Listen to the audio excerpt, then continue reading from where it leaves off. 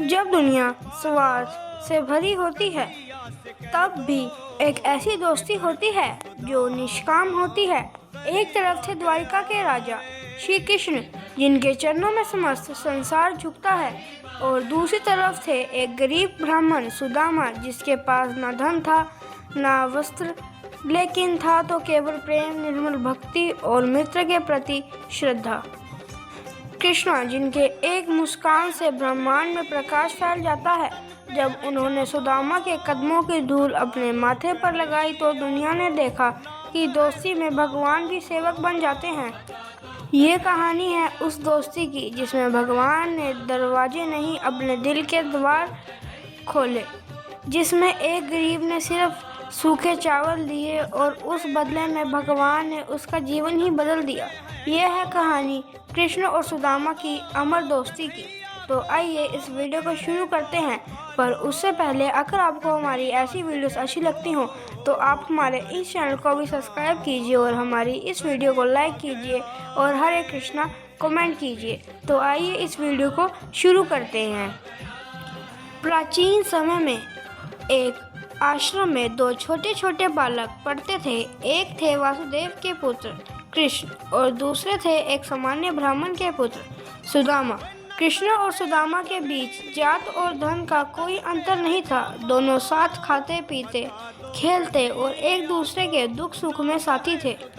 तभी गुरुजी बोले, सुदामा, कृष्णा, जल्दी आओ, हवन की तैयारी भी तो करनी है। तभी कृष्ण बोले, हाँ गुरुजी, हम दोनों मिलकर सब करेंगे। एक दिन उनके गुरु ने उन दोनों को वन में लकड़ियां लाने को भेजा। रात हो गई तो दोनों एक वृक्ष के नीचे सो गए। रात भर बहुत बारिश और तूफान आया, लेकिन कृष्ण ने सुदामा को अपने वस्त्र से ढक लिया। ये वही पल था जहाँ कृष्ण ने सुदामा के लिए छाया बनकर दोस्ती का सच्चा अर्थ दिखाया। समय बीता, कृष्ण द्वारिका के राजा बन गए। सुदामा अपने गांव में गरीबी में जीवन बिता रहे थे। ना थे कपड़े, ना भोजन, लेकिन मन में था भक्ति और मित्र के प्रति विश्वास। सुदामा की पत्नी बोली, स्वामी, कब तक हम भूखे रहेंगे? आपके मित्र कृष्ण द्वारिका के राजा हैं, उनके पास जाइए। सुदामा बोले, मैं उनसे कुछ मांगने नहीं जा सकता, लेकिन मिलने जा सकता हूँ, बस एक बार। सुदामा ने अपनी पत्नी से कुछ चावल बंधवाए एक पुरानी पोटली में। यह था प्रेम भरा उपहार कृष्ण के लिए। हाँ, चावल सस्ते थे, लेकिन उसमें था मित्रता का मूल्य, पवित्रता और भाव का अमृत।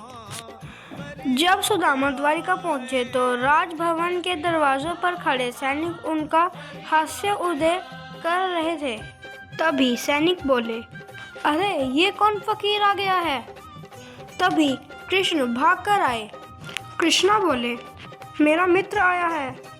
कृष्ण ने अपने मित्र के पैर धोए और गले लगाया।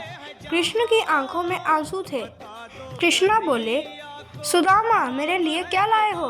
तभी सुदामा बोले, प्रभु, ये कुछ सूखे चावल।